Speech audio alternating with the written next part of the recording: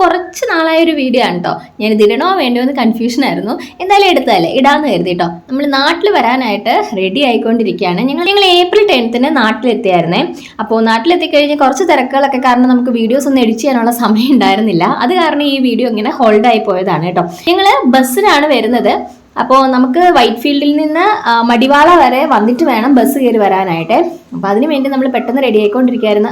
പിന്നെ ഈ ഒരു കോട്ട് സെറ്റ് ഞാൻ സുഡിയോയിൽ നിന്ന് വാങ്ങിച്ചിട്ടുണ്ടായിരുന്നതാണ്. ഭയങ്കര കംഫർട്ടബിൾ ആണ് കേട്ടോ.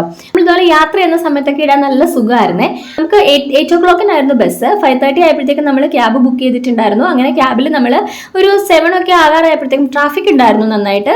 ആകാറായപ്പോഴേക്കും നമ്മൾ മടിവാള എത്തി.